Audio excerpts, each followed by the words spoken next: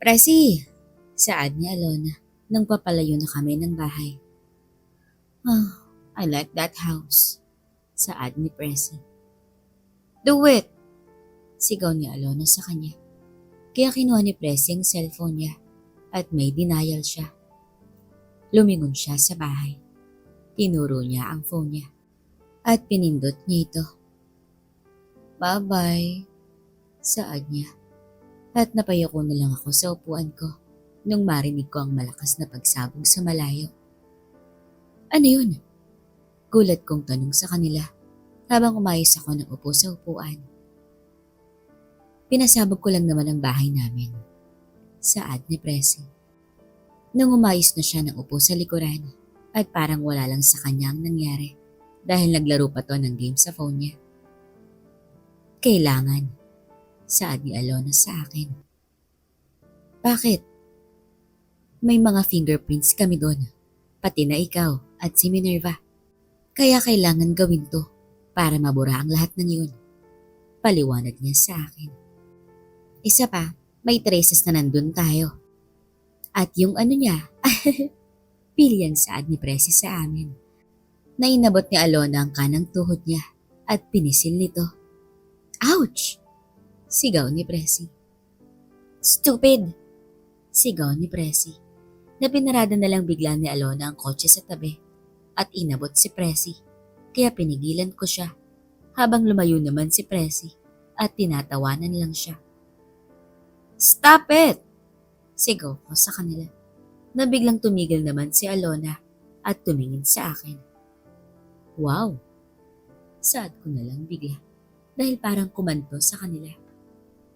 Umayos ng upo sa upuan si Alona at nag-seatbelt. Muli niya nang pinatakbo ang kotse sa daan. Habang tingin ng tingin sa rearview mirror niya at nung nilingon ko si Presi na ngayon ay nakaupo sa likuran ni Alona, nakita ko na patuloy lang to sa paglaro ng game sa phone niya. Napabuntong hininga na lamang ako at tumingin sa labas.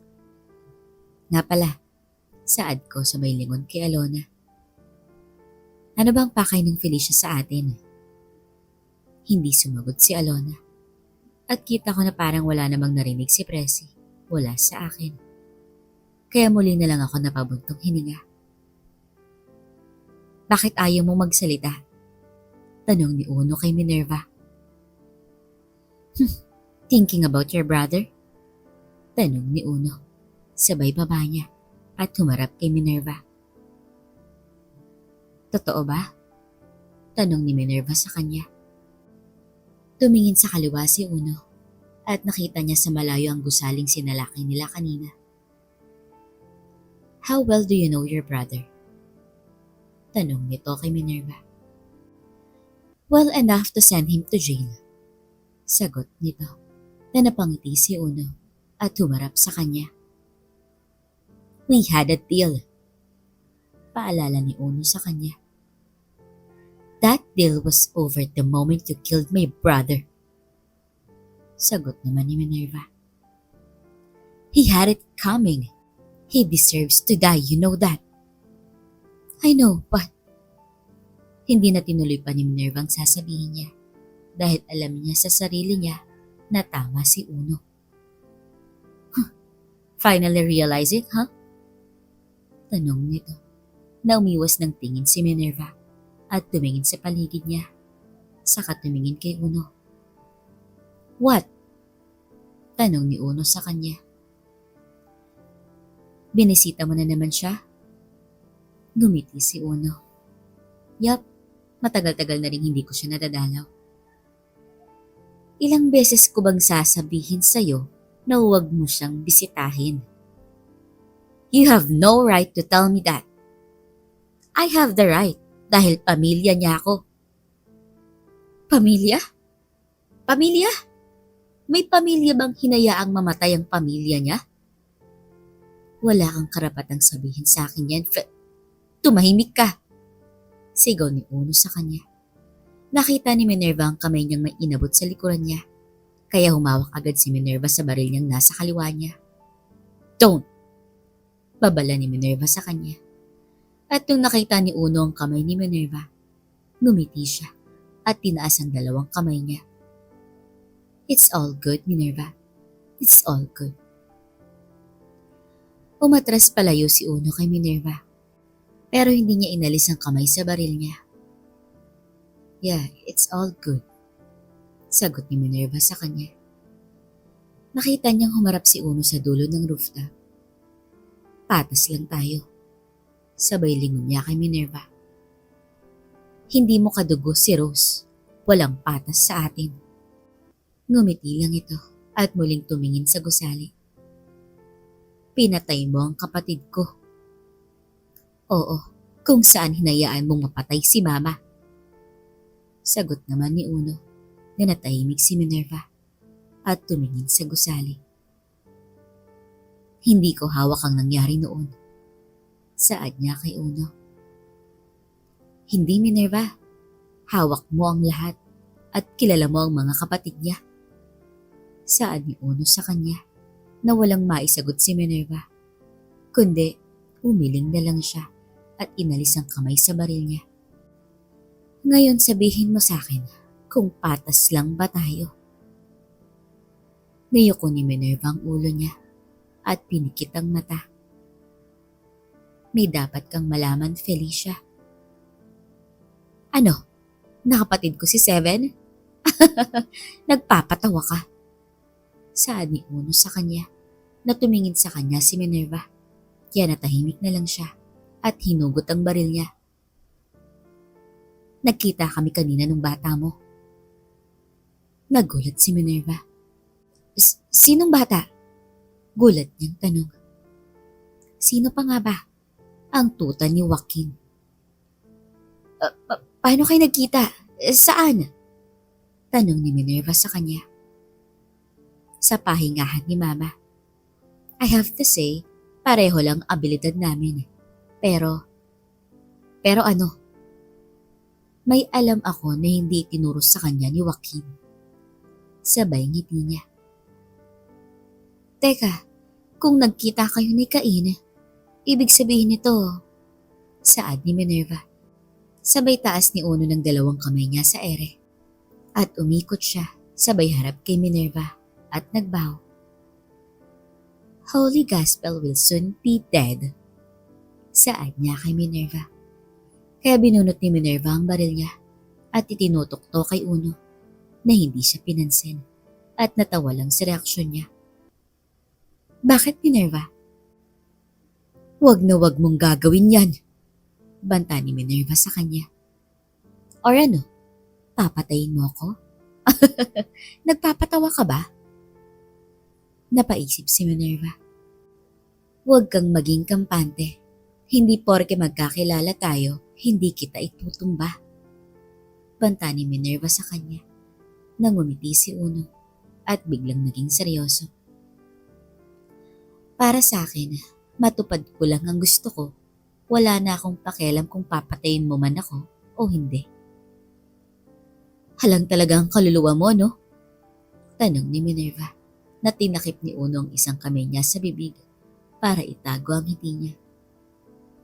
Sira ulo!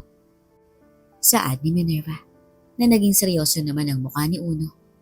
At nung binaba niya ang kamay niya, nakita ni Minerva ang dila niya. Hindi siya nakapagsalita sa inasal ni Uno. Belat sa'yo, Minerva. Akala mo kontrolado mo ang lahat, pero nagkamali ka.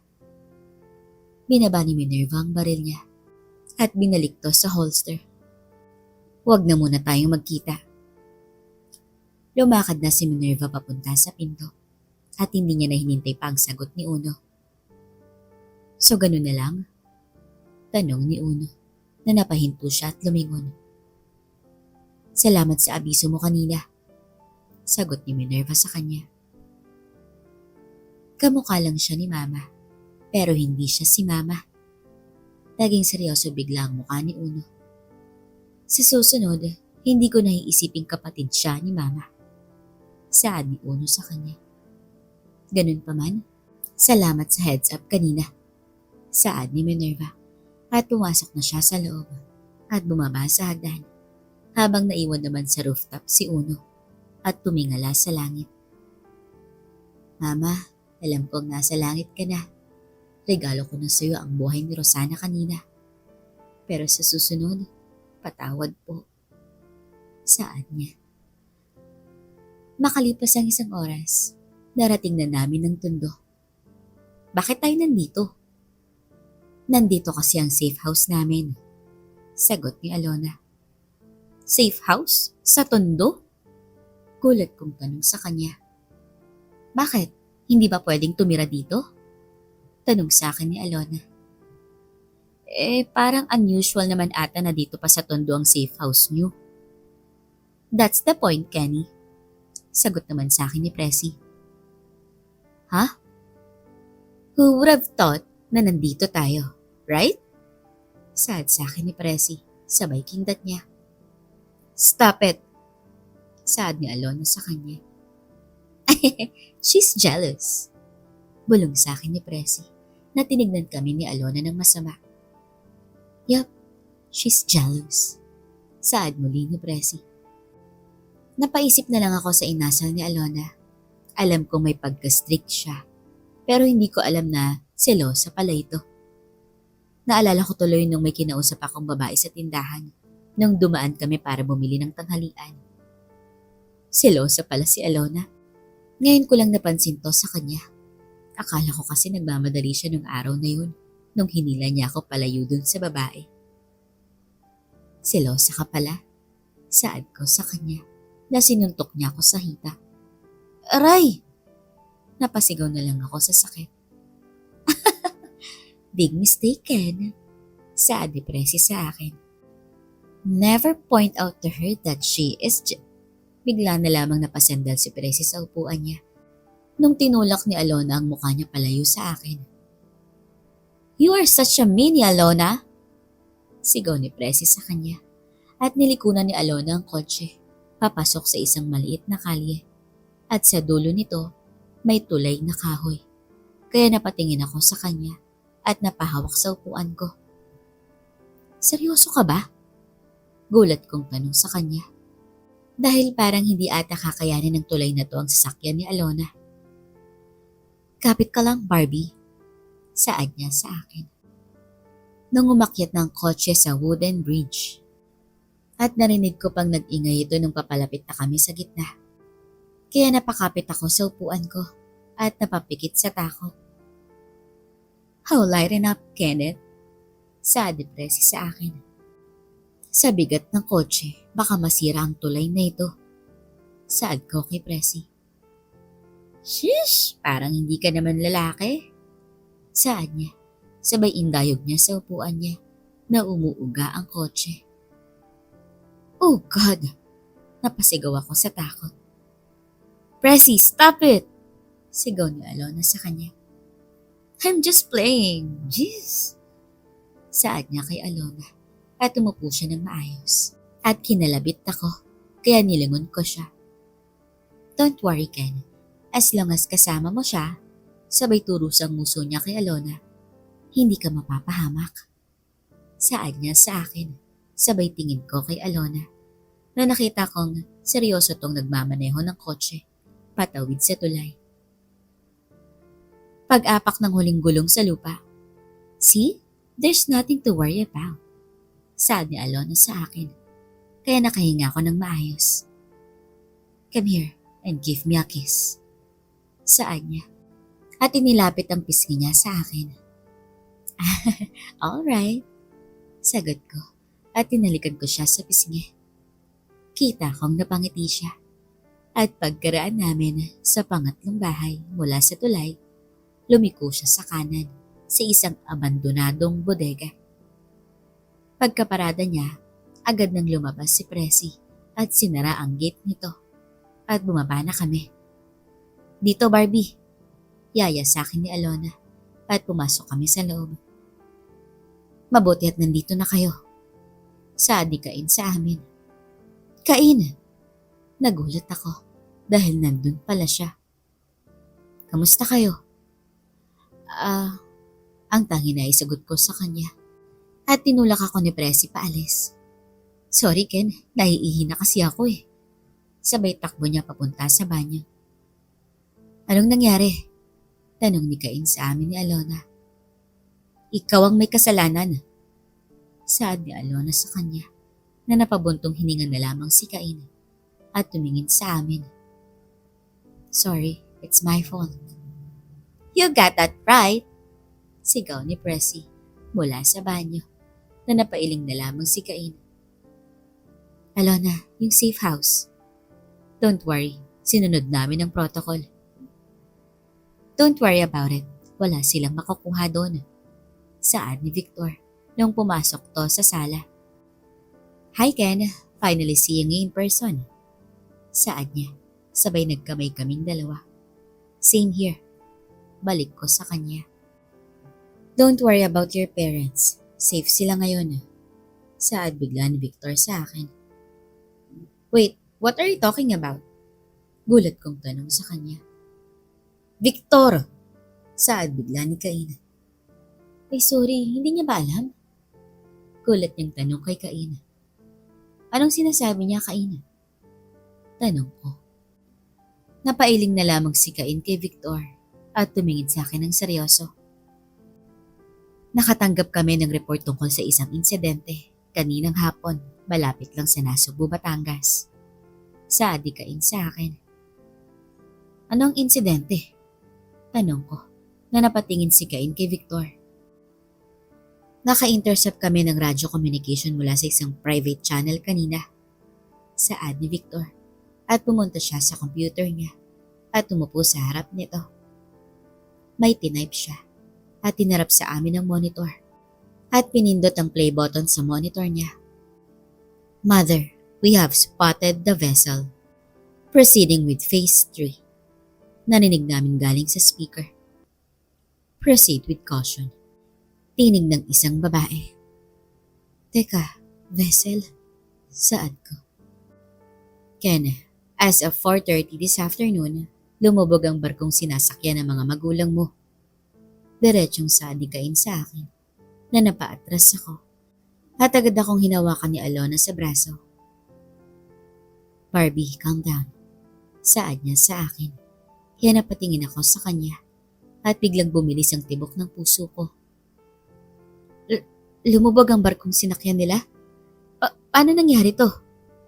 Nalilito kong tanong sa kanila. Apparently, inatake ang barkong sinakyan nila kanina. Yung mga taong naghasik sa tagig kanina, sila ang culprit dito.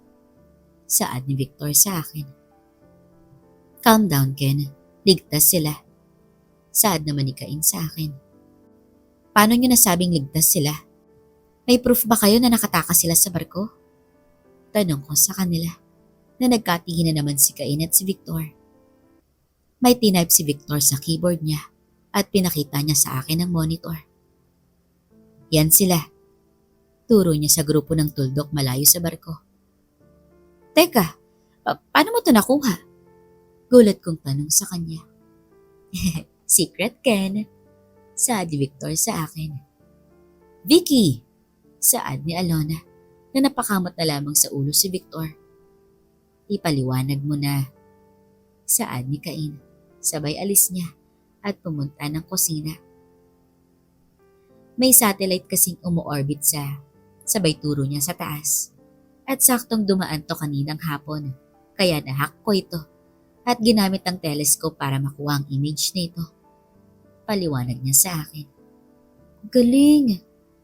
Saad ko naman at niluhod ang isang tuhod sa sahig para matignan ng maayos ang monitor. Teka, saang area ba to? Gusto mong makita ang ibang lugar? Tanong ni Victor sa akin na sinapak siya ng mahina sa balikat ni Alona.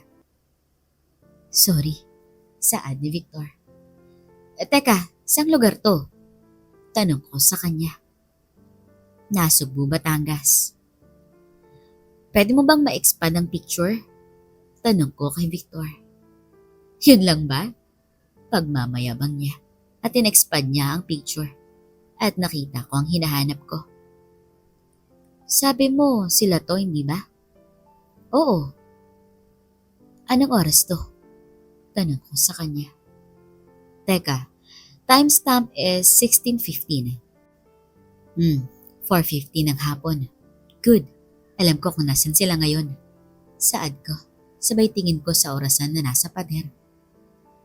Alona, pwede ko bang mahiram ang phone mo? Bakit? Sinong tatawagan mo? Alam mo na kung sino. Gusto ko lang silang kamustahin. Saad ko sa kanya na nagkatinginan silang dalawa ni Victor. Umiling si Victor kaya, no. Agad ang sagot ni Alona. Bakit? Wala namang masama kung tatawagan ko sila. Not a good idea, Ken. Saad ni Victor sa akin. Bakit? Pwede nila tayong matrace. High-tech na ang sindikato ngayon. May sarili na nga silang tech engineers. Kaya sorry, nag-iingat lang kami. Paliwanag niya sa akin. Pamilya ko ang tatawagan ko. Anong masama doon? Calm down, Barbie. Saad ni Alona sa akin. Paano ko kakalma? Nag-aalala ako sa pamilya ko. Kung kayo ang nasa kalagayan ko, siyak ganito din ang mararamdaman nyo. Saad ko sa kanila na napailing na lamang si Victor at humarap sa monitor.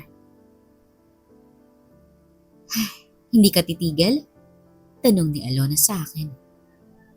Suntukin at tadyakan mo na ako o hindi kaya tutukan mo ko ng baril.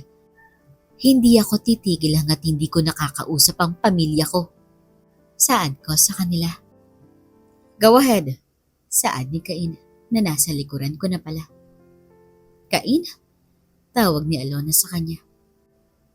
Hayaan mo siyang tawagan ng family niya, Victor.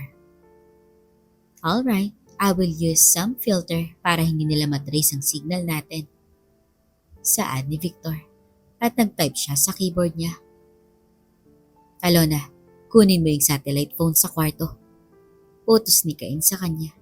Natinignan muna ako ni Alona bago niya to sinunod. Pagbalik ni Alona, binigay niya sa akin ang satellite phone. Teka muna, Ken. Saad ni Victor.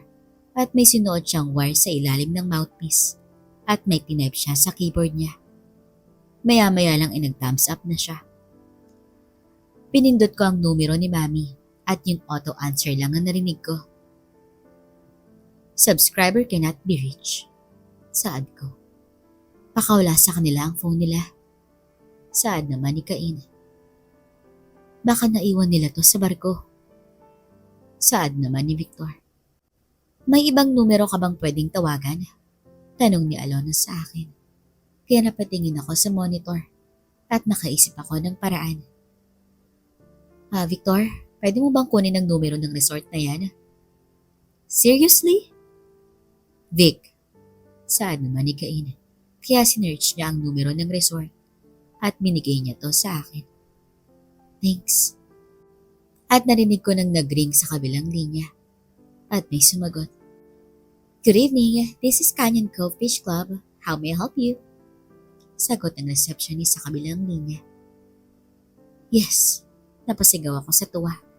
Na napataas naman ang kilay si Alona. Yes, hi.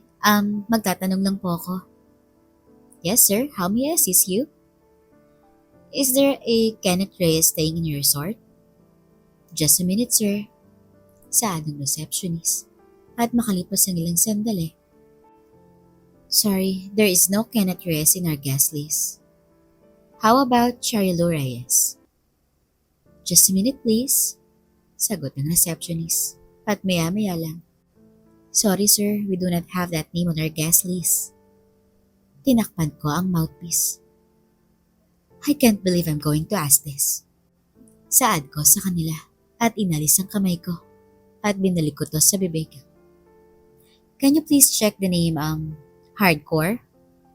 Just a moment, please. Hardcore? Mahinang tanong ni Victor sa akin na nakita kong napakagatlabi si Alona sa kakatingin sa akin. Kaya napalunok tuloy ako ng laway dahil iba na naman ang tingin niya sa akin. Sir? Yes, I'm here. I'm connecting you now. Saad sa akin ng receptionist.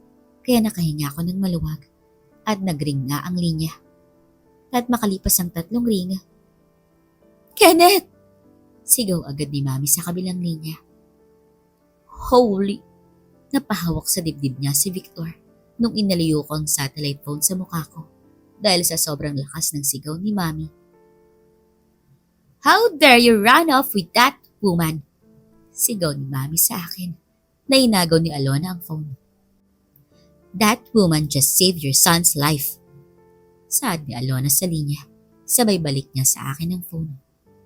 Napako tuloy ako sa kinatatayuan ko dahil sa gulat at hindi ko alam kung anong sasabihin.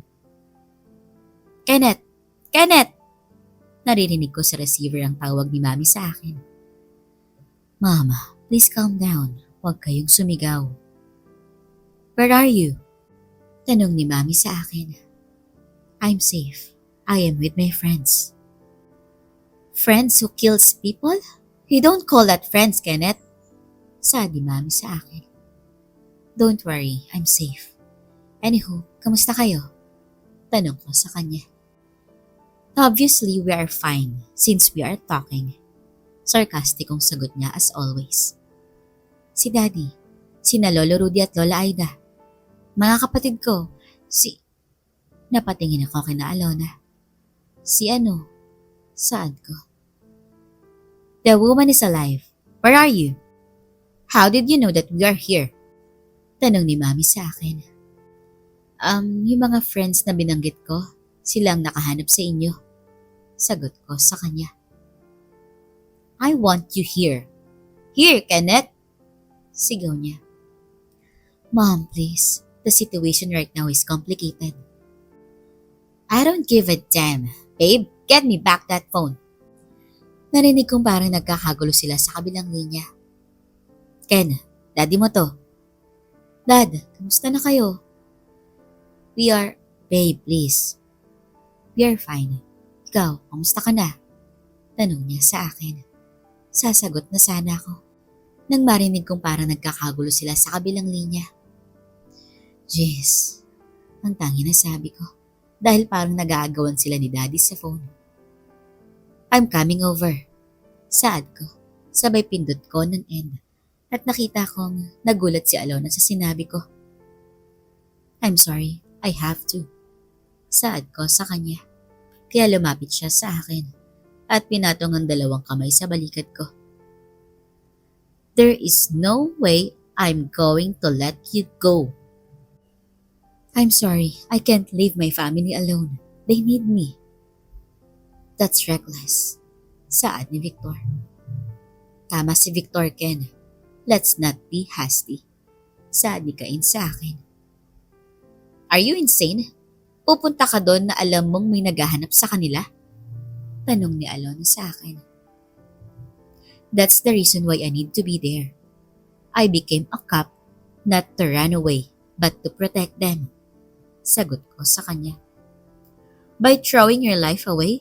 Are you out of your mind?" Galit niyang saad sa akin. "I'm sorry, I can't stay here. I have to be with my family." Sagot ko kay Alona na pinikit niya ang mata niya at nakita ko ang paggalaw ng hips niya. Kaya hinarang ko ang kamay ko nung tinaas niya ang tuhod niya. "You can't fool me with the same move, sweetheart." Saad ko sa kanya na binigyan niya ako ng headbutt pero nakaatras ako at tinulak ko siya ng mahina kaya napaatras siya. "You will die. So be it, as long as I'm with them." Sagot ko naman at nagsimula na akong maglakad papunta sa main door. "I will go with you," saad ni Alona sa akin kaya napatigil ako. "Alona, that's suicide," saad ni Victor sa kanya. "I don't care. I'm going with you," saad ni Alona na tumingin kami kay Cain. "Ay, small gear, that's it," saad ni Cain sa amin na napangiti ako. "Thank you, Cain," saad ko sa kanya. "Don't thank me," sabay tingin kay Alona. "Thank you," saad ko. Nagalit siyang nakatingin sa akin. "Where are we going?" Tanong bigla ni Pressy. "You are not coming," saad ni Alona sa kanya nang nagkarga kami ng bag sa likod ng kotse. "Alone again with them?" Tampong saad ni Pressy. "Alona, Saad ko. No, you're not coming, remember? Saad niya kay Presi na napaisip ang huli at ngumiti siya. Alright, sagot niya at sumakay na kami sa kotse. Dumungaw sa loob ng bintana ni Alona si Presi. Make sure you come back safe, alright, Seven? Saad ni Presi. Affirmative, 13, sagot ni Alona at nag-fist bump ang dalawa. Pinandar na ni Alona ang kotse. Oh, send my regards to her, okay? Saad ni Presi na tumangulang si Alona at umalis na kami. Her? Tanong ko na hindi niya ako pinansin. Damn that boy! Galit niyang saad kay Ken. Ano ka ba? At least alam nating safe siya. Saad ni Ken sa kanya. I'm not comfortable with our situation. We need to pick him up. Saad ni Cello. Where? Tell me babe, where? Tanong ni Ken na sinuntok siya ni Cello ng mahina sa braso. Don't be such a smart ass. Saad ni Cello na dinakma pa niyang likuran ni Ken. Babe, stop! Natatawang saad ni Ken. He rattled my chains. So? Tanong ni Ken. You know what will happen when my chains been rattled? Sagot ni Cello na napangiti na lamang si Ken at tinanggal ang pang-ibaba niya. Can I be the man this time? Tanong niya. No, sagot ni Cello at pumatong sa asawa niya. At least be gentle. Saad ni Ken kay Cello nung hinimas niyang alaga ng asawa niya. Are you ready? Pilyang tanong niya sa asawa. Oh yeah, sagot naman ni Ken. At tinayaan na ni Cello pasukin siya ng asawa. Damn, saad ni Cello nang maramdaman niyang ibaba ng asawa. I really need this release. I love you babe, saad ni Cello. Sabay baba niya nang biglang may kumatok sa pintuan nila at pareho silang napabugnot dahil sa istormong dala ng taong ito. Ah! Galit na saad ni Cello nung inahon niya ang sarili niya kay Ken at inabot ang bathrobe. Tumungot to sa pinto habang nagmamadaling namang kinuha ni Ken ang damit niya at sinuot dito. Sinuot na rin niya ang bathrobe. Nakita niyang sumilip sa maliit na butas ng pinto si Cello at nakita niya nga napabugnot na lang ito. Sino? Tanong niya na binuksan ni Cello ang pinto at nakita niya sa labas si Rosana. Pasensya na, narinig ko kasi ang ingay sa kwarto niyo. Nag-aalala lang ako, saad niya sa mag-asawa.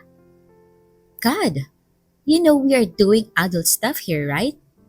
Tanong ni Cello kay Rosana na napatingin na lang ang huli sa bathrobe ni Ken at sa namumukol nitong alaga. Hey, over here. I'm right here, saad ni Cello dahil nakapako na ang mata ni Rosana sa nakabukol na bathrobe ngayon ni Ken. Sorry, nag-aalala lang talaga ako kasi sumigaw ka, Cello. Bagsak ni Rosana sa pangalan niya. Well, we're fine. Good, sagot ni Rosana at muli siyang tumingin sa bukol ni Ken. Nasinara na ni Cello ang pinto na hindi man lang niya pinansin na nasa labas pa si Rosana. Where are we? Tanong ni Cello habang tinatanggal ang tali sa bathrobe niya at napatigil na lang siya nung kumatok muli si Rosana. Hindi niya na to binuksan pa at kinausap niya to sa pinto. What? Saad ni Rosana. No what? Tanong ni Cello na sinilip niya to sa butas. At nakita niya nga nakatingin to sa kanya at nakatayo pa rin sa labas.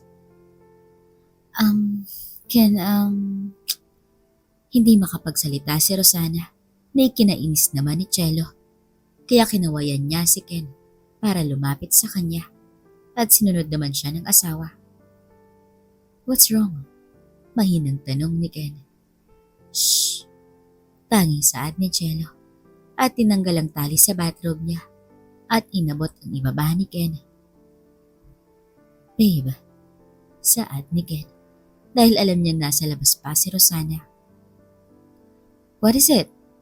tanong ni Cello. Um, ah, Nauutal na saad ni Rosana at nakita ni Cello na napalunok na ng laway si Rosana. Naglakbay ang kamay ni Cello sa ibaba ni Ken. "Babe, what are you doing?" Mahina at gulat niyang tanong kay Cello. "Shh!" saad ni Cello. Tumuwad ng kaunti si Cello at sinenyasan si Ken na itaas ang laylayan ng bathrobe niya na nagdadalawang isip ang asawa. "Come on!" utos niya kay Ken. Kaya walang nagawa ang asawa kundi itaas ang laylayan ng bathrobe niya. At nung nakita niya na ang ibaba ni Cello, "Pasukin mo ko."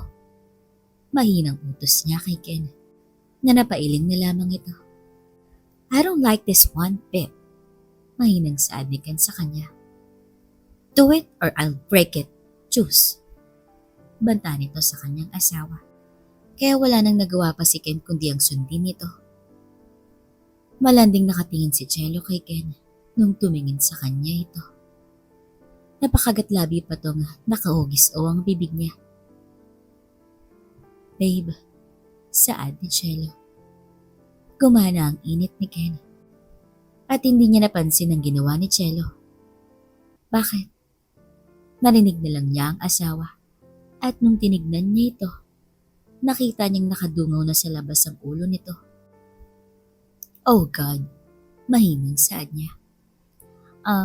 If you want," saad ni Rosana na parang nauutal ito at hindi makapagsalita ng maayos. "What? We are busy right now," saad ni Cello na nahahalata na ni Rosana ang galaw ng katawan ni Cello. "Damn," nasabi na lamang ni Rosana na napangiti naman si Cello. "You know it," sagot ni Cello sa kanya, kaya tinulak niya pasara ang pinto. Pero hindi niya to maisara. At nagulat na lang siya nang makita niya ang paa ni Rosana na nakaharang sa ibaba. "Go away," saad ni Cello, habang patuloy lang si Ken na parang tumaas na ang init niya sa sitwasyon nila. Ang dating babaeng nakauna sa kanya at ang huling babaeng papaligayahin niya ay magkasama sa iisang lugar. Hanggang sa hindi na nakatiis pa si Rosana, itinulak niya na pabukas ang pinto na pilit namang isinasara ni Cello. "Andiyan na ako," saad ni Ken na narinig na siya ni Rosana. "I don't care anymore," saad ni Rosana na nilakasan niya ang pagtulak ng pinto. At dahil dahan-dahan nang nawawala ng lakas si Cello dahil sa ginawa ni Ken sa kanya, nabuksan to ni Rosana at nakita niya ang posisyon nila. Napaatras si Ken at Cello palayo sa pinto at nakapasok na sa loob si Rosana. "Oh God, I want some," saad ni Rosana at sinara niya ang pinto at nilak ito. "No, no," saad ni Cello habang tuloy lang si Ken sa kanya. "No, no." Pilit na pinapaalis ni Cello si Rosana pero nawawalan na siya ng ulirat dahil binibilisan na ni Ken. Lumuhod si Rosana sa harapan ni Cello at tumingin to sa mga mata niya. Umuungol na si Cello na napangiti naman sa kanya si Rosana. "No?" tanong ni Rosana sa kanya na umiling lang si Cello kaya sinenyasan niya si Ken na bumaba na ginawa naman to ni Ken at nandala niyang pagapang sa sahig si Cello. Humiga si Rosana at nag-slide to papasok sa ilalim ni Cello. At doon, kitang-kita niya ang paglabas-pasok ng dalawa. "Oh God, I miss that," saad ni Rosana na sinilip siya ni Ken sa ilalim at kita niya nga namumungay na ang mga mata ni Rosana. Tinanggal ni Rosana ang tali ng bathrobe niya at nakaputing t-shirt siya. "Oh God, no, this is mine. Mine alone," saad ni Cello na nakita niya ang pag-ready ni Rosana. Pinag-agawan ng dalawa si Ken. "That's only mine," Not today. Don't be selfish, saad ni Rosana kay Cielo, na biglang inilapit ni Rosana ang mukha niya sa ibaba ng dalawa. Oh no, what are you doing? Tanong ni Cielo sa kanya. Dahil hindi niya na alam ang gagawin niya, kaya napatigil siya sa pagtaas paba at pilit tinutulak palayo si Rosana. Akin lang siya, Rosana, saad ni Cielo sa kanya. Na agad namang inalis ni Rosana ang kamay ni Cielo sa ulo niya at bumalik sa harapan nila at sinunggaban si Ken. Natadyakan ni Cielo si Rosana kaya napaatras siya. Parehong tumayo ang dalawang babae at nagkaharap sila. He is mine. No, sagot ni Rosana. Naka-fighting stand na ang dalawa at pagkatapos magtitigan, umabante sila at nagsuntukan. Nakaupo lang sa hita niya si Ken at hindi napansin ang nangyaring suntukan sa pagitan ng dalawang babae sa buhay niya. Nagrambulan ng dalawa. Walang sigawan o anumang ingay ang ginawa ng dalawa. Basta nagrambol lang sila sa pagitan ng kwarto at pilit makakuha ng tamang anggulo para maitapon ang kalaban sa sahig. Doon lang namalayan ni Ken ang pangyayari nung napaatras si Cielo at tumama ang likuran niya kay Ken. Hoy! Saad niya, sabay tayo at inawat ang dalawa. Get out! Saad ni Cielo kay Rosana. No! Sagot naman nito. Pilit inilalayo ni Ken ang dalawa hanggang sa napatigil na lang silang tatlo nung kumatok si Rudy sa pinto. Ken? Cielo? Okay lang ba kayo? Tanong ni Rudy sa labas ng kwarto. Okay lang kami pa. Sagot ni Ken sa papa niya. Nakarinig kasi ako ng ingay dyan eh. Ano bang ginagawa niyo? Tanong ni Rudy sa kanila na nagkatingin na naman silang tatlo. Hindi alam ni Cielo na sinunggaban niya ng ibaba ni Ken. Tinadyakan ni Cielo si Rosana na mabilis tong umilag at umikot-ikot ang dalawa sa sahig na nahulog yung baso na nasa mesa nung tinamaan nila ito. Ken, buksan mo nga ang pinto.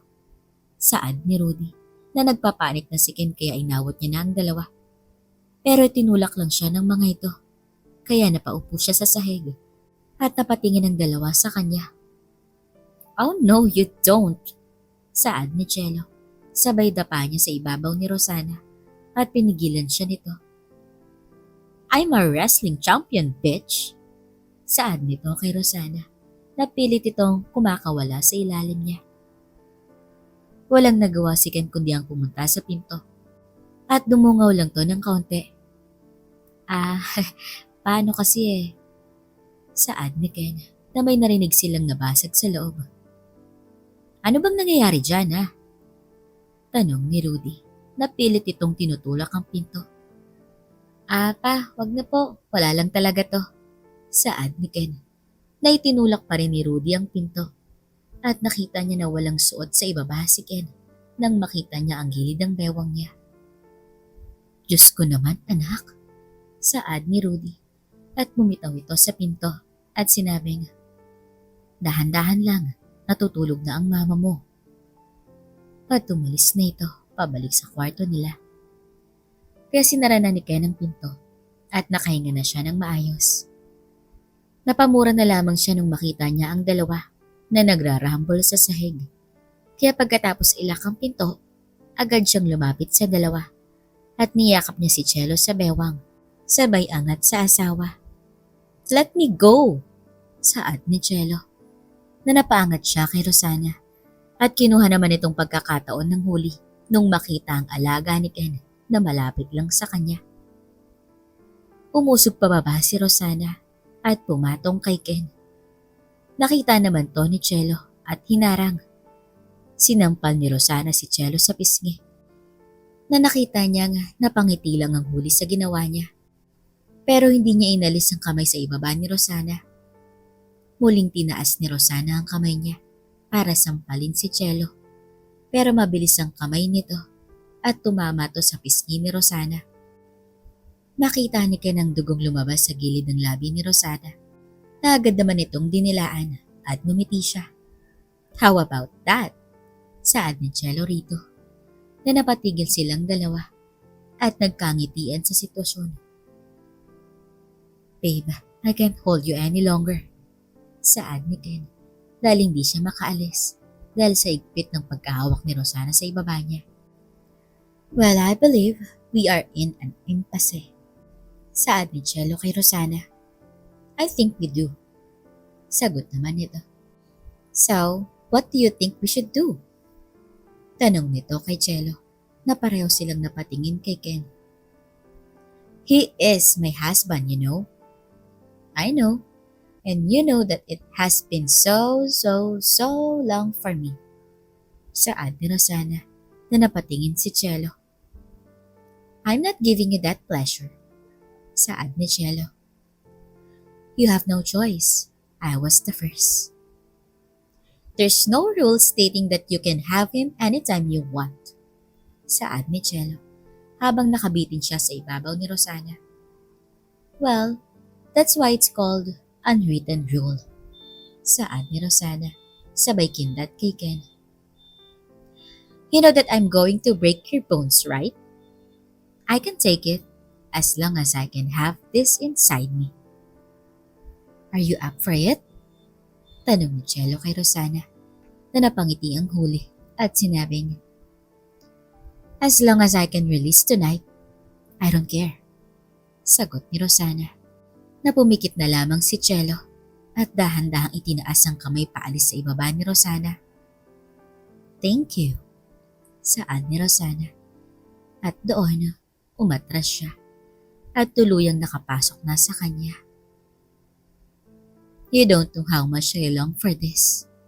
Saad ni Rosana na dahan-dahan siyang gumalaw at lumingon si Cello kay Ken.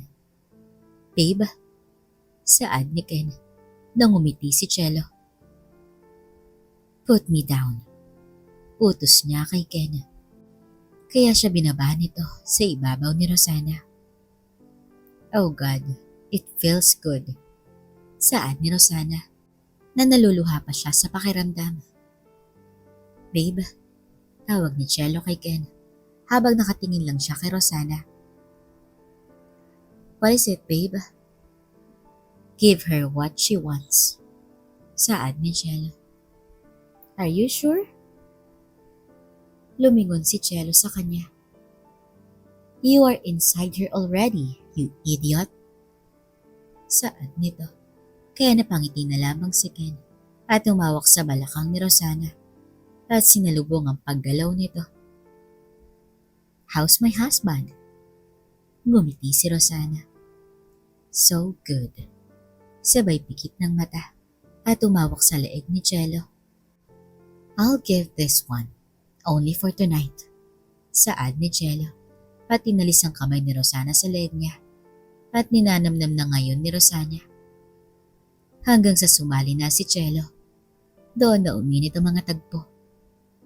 Samantala, dumaan na muna kami ng store para bumili ng supplies para sa biyahe namin papunta sa resort. Nakapili ka na? Tanong sa akin ni Alona. Yeah, ako na ang magbabayad. Saad ko, dahil dala ko naman ang credit card ko. Pagkatapos naming magbayad, umalis na rin kami. At tinahak na ang daan papunta sa resort. Lumalalim na ang gabi nung darating na ang Batangas. Malapit na tayo, saad ko kay Alona. Nung ako na ang nagmaneho at makalipas ang isang oras, narating na namin ang resort. Sobrang tahimik ng lugar dahil madaling araw na kami dumating doon. Dumiretso kami sa receptions area at binanggit ko lang ang pangalan ni Mami at pinakita ko ang ID ko. Binigay naman ng receptionist ang numero ng kwarto nila at umakyat na kami sa itaas. Eto na, saad ko. Na napansin kong parang hindi komportable si Alona sa gagawin namin. Don't worry, saad ko sa kanya. Kaya kinatok ko ang pinto at naghintay sa pagbukas nito. I'd better go stay in the hallway just to make sure. Saad niya. Kaya hinayaan ko na lang siya dahil baka may mangyaring hindi maganda sa kanila ni Mami. Umalis na si Alona at nakita ko siyang naglakad papunta sa dulo ng hallway, malapit sa elevator. Kaya muli akong kumatok sa pinto at narinig ko ng parang may papalapit na sa pinto. "Mami, si Kento," pakilala ko.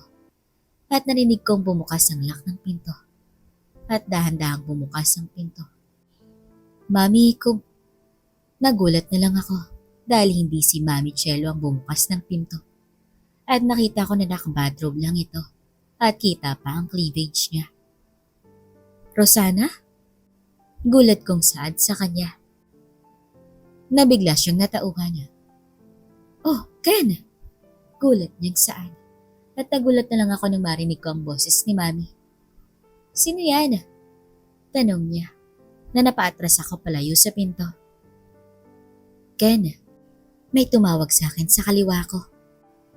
At nakita ko si Daddy, may dalang ice bucket. At nang bumukas ng tuluyan ng pinto, nakita ko na nakapang-ibaba lang si Mami. "Oh God!" Napasigaw na lang ako sa gulat.